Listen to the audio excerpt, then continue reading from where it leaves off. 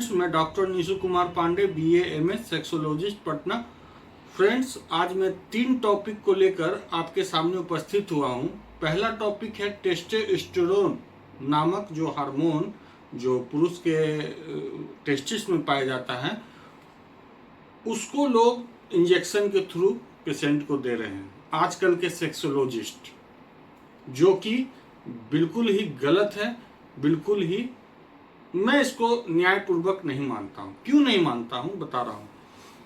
प्राचीन समय से ही ये मतलब कि अगर आपको टेस्टोस्टेरोन नामक हार्मोन की कमी हो गई है तो वो मेडिसिन से ही उसकी पूर्ति हो जाती है।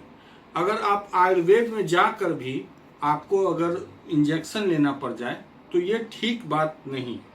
कुछ गिने चुने डॉक्टर लिखते हैं, मैं उनका नाम नहीं ले सकता, लेकिन बता रहा हूं, मैं अपने मन की व्यथा आपको बता रहा हूं। दूसरा, बी कॉम्प्लेक्स कैप्सूल, वो भी डॉक्टर चलाते हैं। अगर हमको सेक्स से रिलेटेड कोई बीमारी है और हमको बी कॉम्प्लेक्स कैप्सूल खाना पड़े, क्यों खाएं हम? क्यों आयुर्वेद में वैसा मेडिसिन नहीं है जो हमको ईडी में काम करे या प्रीमेच्योर एजुकेशन में काम करे या सेक्स रिलेटेड कोई भी बीमारी में काम करे?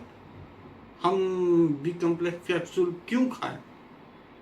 सोचने वाली बात है। दुख की बात यह आती है दोस्तों कि पेशेंट भी टेस्टोस्टेरोन की इंजेक्शन लेने में संकोच नहीं करते हैं, ले लेते हैं खुशी से, और बी कॉम्प्लेक्स कैप्सूल भी खाते हैं। उनको पूछना चाहिए डॉक्टर से कि आप हमको ये दवा क्यों दे रहे हैं।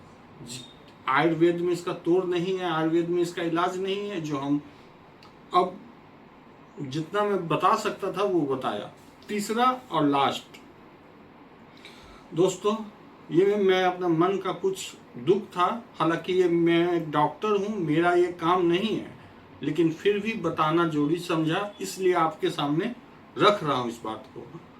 तीसरा बात जो था ये था दोस्तों कि ब्लड टेस्ट या अल्ट्रासाउंड या कुछ भी जांच, तो मानता हूं कि बहुत से बीमारियों में खून जांच या अल्ट्रासाउंड कराना आवश्यक होता है। डॉक्टर भी श्योर होना चाहते हैं कि हाँ क्या है, क्या बीमारी है, क्या दिक्कत है, वो चीज मैं समझ सकता हूं कुछ मामलों में। लेकिन अगर आप हर एक बीमारी में अगर आप ब्लड टेस्ट या अल्ट्रासाउंड या कोई भी जांच करवाते हैं तो आपको डॉक्टर होने पर धिक्कार है आपको डॉक्टर होने पर।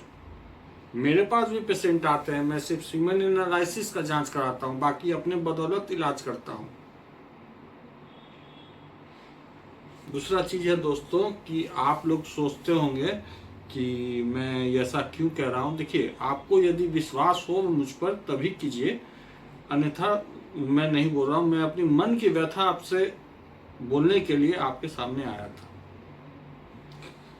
मैं एक सेक्सोलॉजिस्ट हूं, अपना दायित्व अपना धर्म जानता हूं।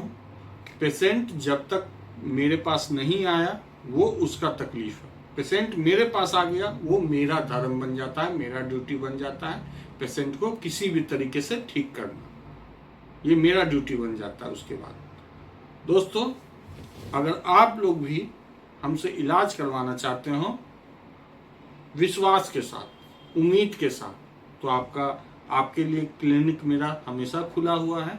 और यदि मन में संदेह है या अनिर्णय का स्थिति बना हुआ है तो आप अपने जो भी आपको उचित लगे, जिनसे भी आपको दिखवाना हो, उनसे आप दिखवा सकते हैं। अभी के लिए इतना ही दोस्तों, मिलूंगा पुनः नए वीडियो को लेकर, नई जानकारी को लेकर। धन्यवाद।